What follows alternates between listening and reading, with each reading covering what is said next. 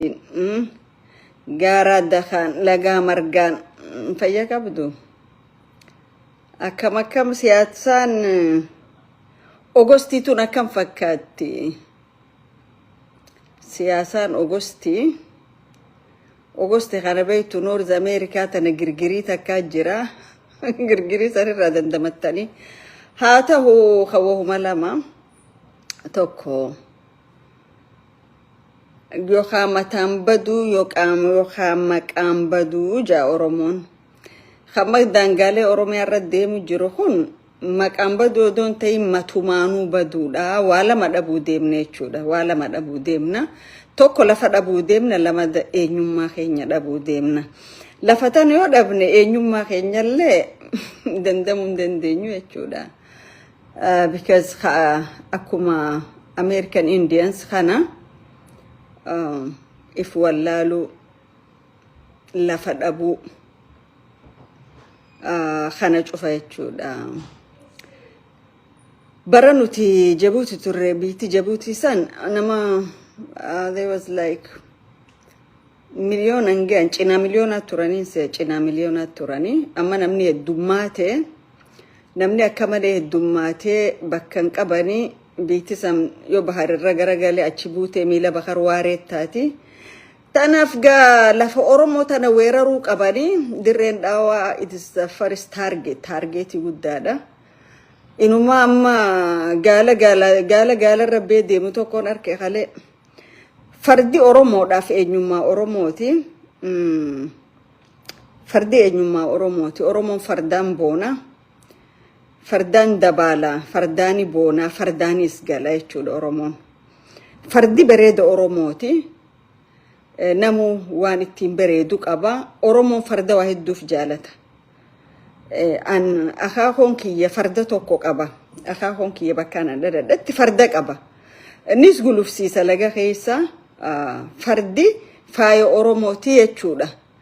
Amma bakka farda Gala fidan jani dirree dhawaa tana kale gala irra taa'u tokko numaan arke ilmi namaa gaafa iftuffatu gaafa ifxiqqeessu eenyummaa nama biraa fudhate eenyummaa nama biraatiin boona jechuudha eenyummaa isaa kana rabbiin ijarraa qabe bareeda faaya uumamaa kan rabbiin kanneef kana irraanfate farda isaatirra gaala jaraatiitu irratti mul'ata jechuudha kanaaf aadaa balleessuun naannoo dirree dhawaa deemu itti gaafatamtu aadaa fi turizimii intala dhala'ii taateen xiqqaadhaa miti biyya ummanni harka 170 keessatti harka 10 hoggaa waasii muree murteesse duuti tana caalteen jirtu jechuudha addunyaa irra keessa jirru tana namni lafaaf dhumu jira lafa isaatiif dhumu jira lafti fi eenyummaa fiiti lafti qabeenya uumaan siiqanne rabbiin siiqanne khasharaftee fixuu hin dandeenye jechuudha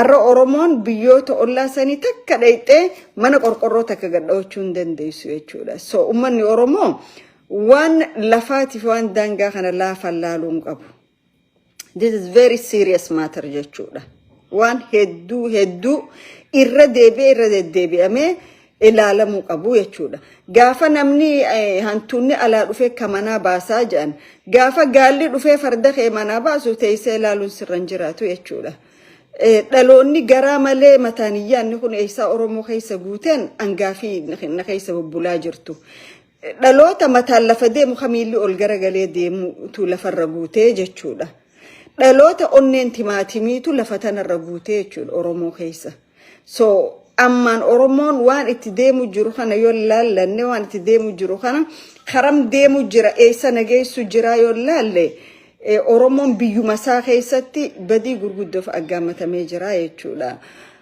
an ammallee irra deddeebi'een ja'a wanni kun waan qindoominaan warroottan paartiileen adda addaatii fi warri Soomaalii keessa alaa irra hojjechaa jiranii jechuudha including ministerri dhimma alaa Jabuutii kan irra hojjechuu jiru jechuudha waa'ee baha Oromiyaa tanarratti namichi itti ga'e aanaa kiiloo 4 saneenyu Aadan Faarah ما مرمول قبدي ديمتا ينان أدير خياتو لينجا جيجان بحر الرناتا لفتي دريد أو لفا بحر إنقر قرام توميتي لفتي مويالي لفا دانجا مد مد بيو الله ولي فيدو لفا بريج تاتي يوخان دلدلة تاتي نمو ولي فيدو تانا لافتو مد برساني خانو جاتشون أورومو عذاب الدنيا خيسا نقول آية think about it. If anything happen, Oromon danga tokkon qabdu jechuudha. Maal ta'uu deemte Oromoon Gaazaa ta'uu deemte jechuudha. Gaazaa keessa teessee gaafa feete samii waaqa si darban gaafa feete siifuun kannan jechuudha. Maaliif jennaan ooyiruun teeta baha Oromiyaa cufti isaan kontrool taati jechuudha. Daangaaleen naannawni lafti maddi wali hidhiinsa hidda Oromummaa achi warra kaaniif kannamaa jechuudha. Kana opinion ta'ettee godhaa jirti. Ta'ettee godhaa jirti. Ammoo wanni tokko numa dhageenya wanni deemu jiru gaariidha miti. Haa ta'u Oromoon awareness qabaachuudha qaba. Hayyoonni Oromoo taatu waan kanarratti seriously uummata isaanii barsiisuu qaban. Gabaasa sobaa dhiisanii jaarmee siyaasaa keessaa wajjin jiran wajji jiraa janii ibsaa kijibaa baasuu dhiisanii waa'ee daangaatirra focus godhuu qabanii jechuudha. Jara keenya sobni karaa naman dabarsu. Sobni si oolcha malee simbulchu beeyta Oromoo sobaatu gaagee sobaa fi gabaasa dharaatiitu Oromoo gatii kafalchiise dilootan baraa kana ammoo bakka Habashaan jirturraa sobni hin dhabamu bakka Goojameen jirturraa sobni hin dhabamu maaliif uummata dabaati uummanni kun Goojamina ushata andi qanim talaayitu ayaawqum kanaaf jecha waanummaan isaaniitu akkitti isaan uumamanu madda sobaati fi madda ololaatirraa waan uumamaniif kijiba godhuun gabaasa sobaa kijibu maal godhuun became very natural jechuudha isaaniif Oromoodhaaf soban himina. Tokkummaan Oromoo jabaachuu qaba. We all believe on that. Nu cufti itti amanna tokkummaa Oromoodha. Tokkummaa afaanii odoon ta'in tokkummaa hojiitti ni amanna. Oromoo yoo walit dhufee waa godhuu dandeetti ni amanna. Oromoo yoo gattaa'ee wajji mari'ate waa godhuu danda'e ni amanna. Ammoo alagattis yoo ni kijibate nama isaa kijibuu hin qabu jechuudha. Nama isaatiif honest ta'uu qaba. So dhaaba isin wajjin jirre sun hojii jireettanii ibsan baasina. This is crime. Maaliifin crime dha je. Warra kalee hidhaarraa bahe kana amasha mana hidhaa keessatti adamfamee suuraan isaanii akka fakkaattu san nuti agarre hidha deebisuudhaaf Goojaamoonni olii gatiin fiigina. Maaliif Goojaamtichi kun eega jarri kun hidhaabee fi eega waajjirri ABO baname hirriiban qabu jechuudha. Akkamittiin jara kana azaaba keessa naqan dalagaasaa taganamaa galgalaa taatee jirti jechuudha. Tanaaf waan gootan qulqullummaan godha. Manguddoo isin keessa jira miti at least manguddoo ma sobarraa isin hin dhaabne. Kan hogganjaa wali dhufiinsa Oromoo na caala namni jaalatu hin jiru. Na caala namni booyaa fi turees hin jiru. Na caala namni kadhatees hin jiru. Cufti isaanii ni beekan. Na caala namni dhiiga boo hin jiru tokkummaa Oromoo jabeessuu moora qabsoo bilisummaa Oromoo jabeessuudhaaf. Garuu hin sobina, hin kijibina. Sobni gaarii miti. Arrani sobdan boru itti sablatan jechuu barbaadeeti. Waan hojjettan dhugaarra hojjedha. Waan hojjettan dhugaarra ko Oromoo rakkoo keessa baasuuf hojjedha. Waan hojjettan dhugatti Oromoo waliif fiduudhaaf hojjedha. Kana godhaa malee dharaan ABO'n wajji jira, ABO'n ibsa baase, jaarmiyoota siyaasaa Oromoo sobni har tokko naman geessu jechuudha. Sobaan biddeena abjuu nyaachuu dadhabne.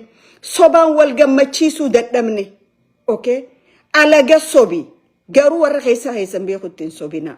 Tanaaf tokkummaa Oromoo kara barbaachiseen. Maraataa kiiloo 40 kana hoo akka itti darban karaa hedduutu jira. Oromoon fuuf jettee yoo hafuuraan wal yaamte maraataa kan daqiiqa tokko garagalchite jechuudha. Isiniitu ejjennoo dhabee akka bishaan gabatee asiif cigannan naqamaayi ummanni kara isinitti qabate kara isinitti gadhiisu dhabee jechuudha. Malee Oromoon diina isaafirraa kaasuudhaaf takkaa gumaata itti yaammanne jechuudha. Kan hoggaanjoo jibbanne isinirraa qabaadheeti miti. Garuu haga Goojaameen isin keessa jirtutti daandii dhugaarra deemuu hin dandeessanii jechuu barbaadeeti.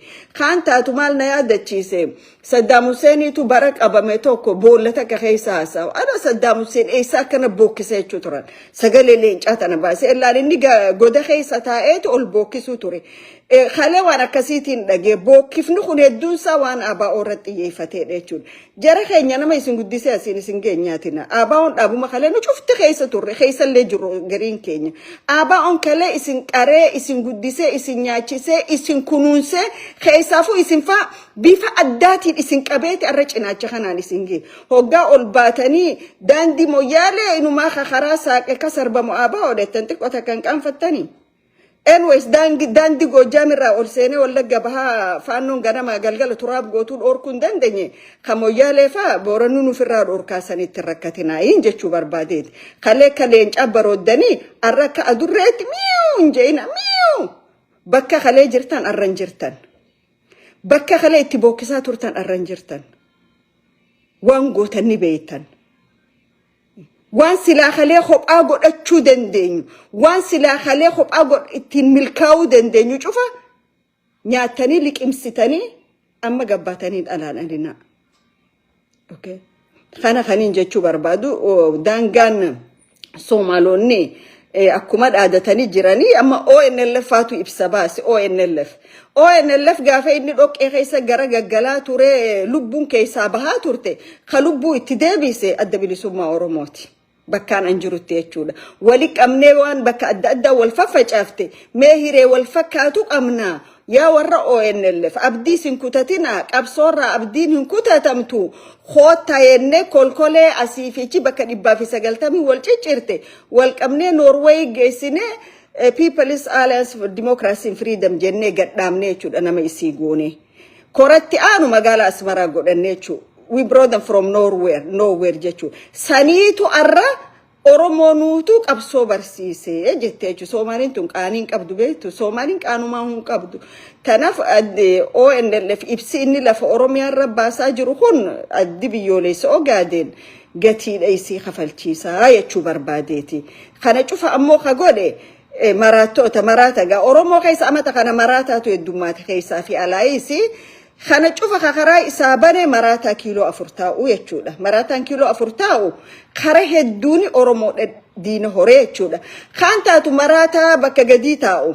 كأورمو فجأسي يشودا سو مرات بلاس مرات إيكول مرات يشودا تناف أورمو فياك أبو ربي باسيفي أمتا خنا سبلنا جلا باسو أورمو متا وديك أبو أورمو جدو تدد أمو Oromo jiddutti tokko ol'aana tokko gad'aana odoo hin taane joollee qabaleetiin ifjaaranii yookaan kan qabalee tanaan ifjaare kan qabalee shawaatiin ifjaare Oromoo diigu odoon ta'e shawaa hoggaanju ammacatu naman baanu warra maqaa shawaa maqaa manzee qabatee deemu kanaan baana maqaa manzee kan uffide midiliki Oromoon maqaa shawaan qabu Oromoo macaa fi tuula maqaba dhiiga kiyya keessa lachuutii jira waan ajaa'iba isinitti ta'u okay shawa je namni ifyaamu arralle nama sammunsa himbidi soomini jechuudha nama ammalle sammunsa harqoota gabrummaa jala jiru jechuudha warra kanaafi goojamoota Oromoo keessa seente gandaarif jaartana qabso Oromoo halaaka godhe jechuudha kan biyya keessatti ummata Oromoo gatii kafalchiisaa jira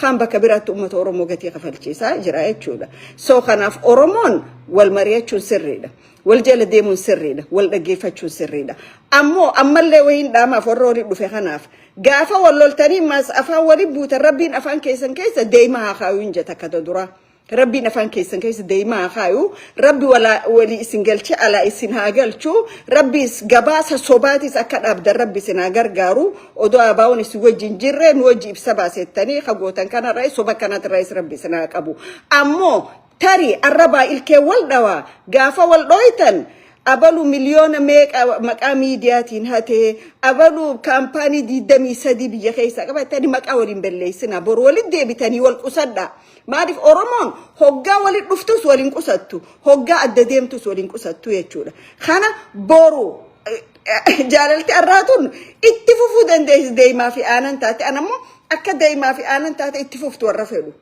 okay ammo dibicha ege diga isin kaysa jira haqi ko kayf afdura demtan isinitin difni gafa san duftes wali obsa liqim sawangari kampani mali enji wala kama bagyatinta gafa wal dafdanis mali malko didami sadi factory didami sadi aba business didami sadi aba milyona lama fi wete tarima qawrin belleysina yaron kuni dabar siyasan hafure chu hafure ni dabra kanani sorin belleysina ammo warri ega hogantonni adabilisuma Oromo man hidati bahan ciisa dabdan ega wajirri gullale bana me ciisa dabdan gare warra minalu amalle dogogora yakka odo iswa jinjir aba onno jijiretani ibsa baftan kun warra sani daddacha so warra san belleysun anyway warri minalu kun jolen go jametun haga ABO jibbitu wayya OPDO jibbitu dhugani sininja haga ABO jibbitu pipin jibbitu manu woma beena mitire wajuru jira mitire ABO yarunda kaisa nyaatu kanuma inni nyaachisetu deebi'e isa nyaata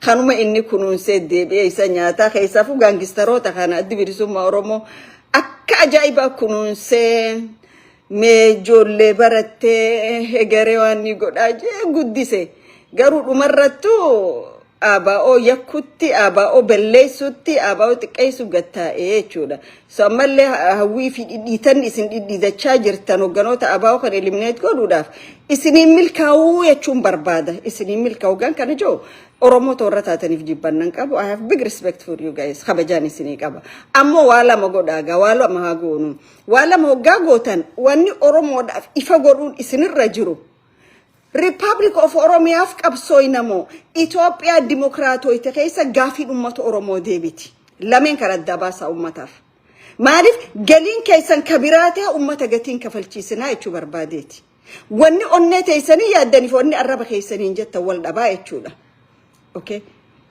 ammallee warri hojii mari'achaa jirtanii jira ummatan shawwadina ummata tinkijibina kaameraan ummata isin gubbaadhee ejjaa jechuudha ammo diina toftaatiif diina tarsimoo adda baafachaa deema yoo gartee lakki dhiiguma ijoollee tana ganneynee fedhii dhuunfaa keenya bakka feenu san hin geenyu jettan gaafa fedhii dhuunfaa teessanii san bakka hin geettanillee ummata Oromootirraa nagaan harkattanii jechuudha so ayyaanni lakkuun lama ka jiru yaanni Itoophiyaanistiitii fi Oromiyaanistii ammallee jira jechuudha mooraa tana keessa kanaaf ummatni Oromoo kafedhu hafidatu sidaas mirgeeree murteeffannaa ummata Oromoo jaan bakka ummanni Oromootu hireessanii harkatinitti ummata Oromoo hireessan harkachuudhaafu gatiidha gaafate jechuudha bakka hireessaniitu hin geenye ummanni Oromoo okay maraattuun kiiloo 4 jirtu tun silaa ummata Oromootiif hireessa akka murteeffatu gadhiifte ummanni Oromoo Republic of Oromiyaa ja'a jechuudha ni ja'a maaliif onne dhawatu ummata Oromoo beeyna waan ta'eef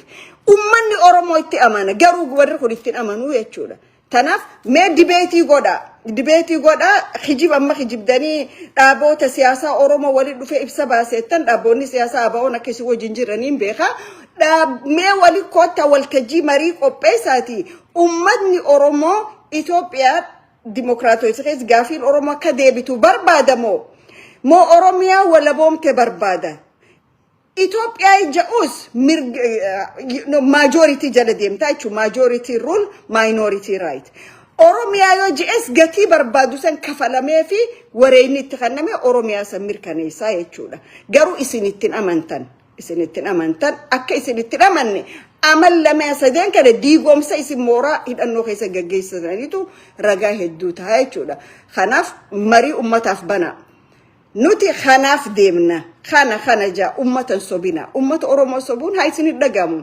hedduun nama biyya alaa jira ilmaan keenya guddifanna garu hawan achi jiran san ilmaan saanii du'a fafeeru nurran jiru waan nuti ittiin amannetti jechuudha ABO'n yaannisa ummat Oromoo keessa jira onne ummat Oromoo keessa ABO'n waan duubaan itti rarra'ee deemuun qabu maqaa diqaalomseen qabu ABO'dha warri ABO waa idamani deeman ku warra dhaaba Oromoo diqaalomsanii jechuudha so ABO'n haga danda'utti haga gaafiin Oromoo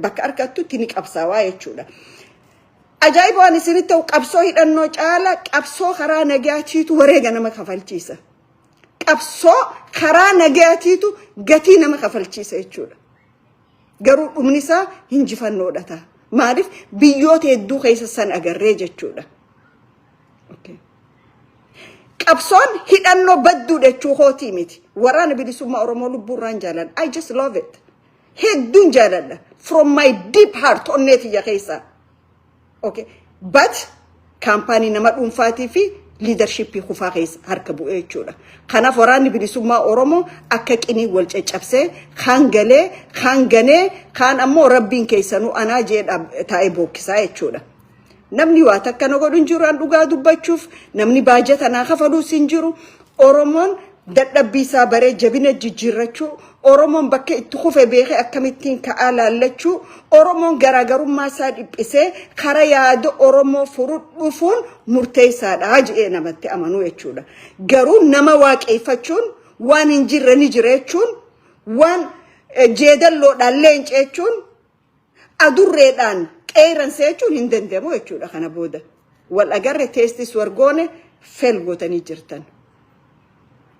Qabsoon saba tokko gaafa kaampaanii dhuunfaa nama tokko deebite qabsoo ta'uu hin dandeessu jechuudha. NGO taati.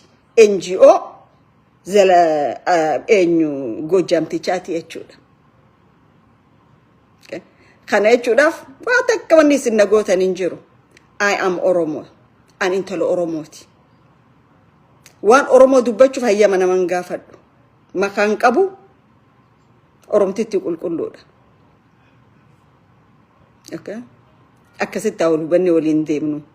Akkasuma dhugaa walii himnee haa waliin deemnu. Gabaasa sobaa Oromoo irraa dhaaba.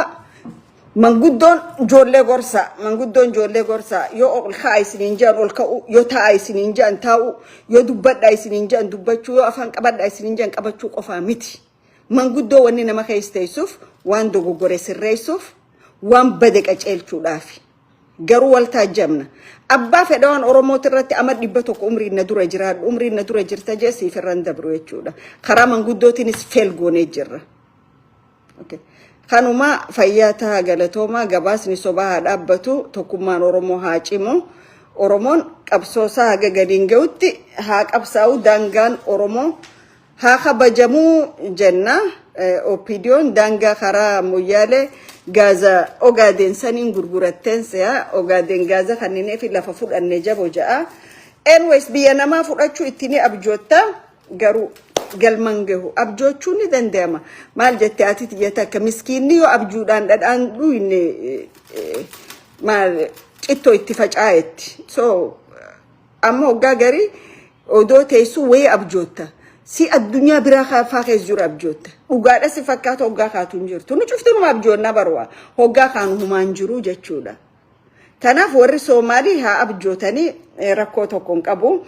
Dirreedhaa ammoo bakka gaalaa bakka fardaa gaalli haa bu'u kalee gaalli dirreedhaa bulchu tokko gaalarra bee olii gad deemu ture. Kasirraa bareedu silaa farda ture gaalaa miti. Garuu tuffii ati Oromoo qabduu fi dirreedhaa irratti maal akka hojjechaa jirtan garsiisa jechuudha. Uummanni Oromoo dirreedhaa Moyyaalee fi godinoota Baalee ka Soomaaliif kennamaa jiru kanaaf sagalee ta'uu qaba. Jarri kun asit dhaabbachuuf hin deeman. Okay? Opinion wooma xixiqqaa kan agarsiifnee bahar yookaan maal fudhannee itti miti. In few years bakkuma biyyi kanaa'u warra Soomaaliyaa yookaan warra Jabuutii irraa gartaa jechuudha. Jarri kun amala Soomaaliin beekanii. Teeda labaad madaxweynaha dalka deegaanka Soomaalida maxaa la dhahaa magaciisa Cagjarow wax badan baad wadaa. Waan ku maqlaa interviewgaagan waan dhageystaa Qorraxay media waan dhageystaa Galbeed media waan dhageystaa Karamara media waxaad adigu aad afkaaga aad ka matagtid oo aad ka sheegtid waxaan meel lahayn waaye Oromadan aad sanad u fiirinaysid oo dhahdi dadkani intay dalka naga boobaan bay dhahaan waa dal Oromo dal booba u yimaadeen Oromo dal ay boobtay ma jiro Oromo dalkan Ilaahay baasi alxamdulillah dalkan weyne ballaarsan nicmada Ilaahay baasiye dal aan waxba aan bixin oo aadiyo siiga ma in wax kale aan lahayn Ilaahayna ma siin okay dalka yaga nimcada inta indha soo riixaysiin dalkiina hagaajista dirdhabana Oromaale shinniilana Oromaale ya jaldaysana Oromaale Moyyaalena Oromaale Baalena Oromaale maxaad keeni hal Oromo kugu daynayso ma jirto adigu imika waxaad maskaxdaada ku haysaa gabadha dhaqanka iyo tourismiga dirdhaba fadhida waa gabadh Soomaaliya maxkamadda ka haysta waa wiil Soomaaliya dirdhabo oo dhan afar hadeeyin Oromo waa hal saddex waa annaga oo waxaan ku guuleysanaynaa doorasho isna goon workdaa way hani saa uma shaqayso حتى هداد شان أن نقطين وماشى دحفة ديدين أو بقول كيبا بقول فود هداد ليه هنا شعب كأرماد وحنا يالي مسامين كرتين for your information yeah.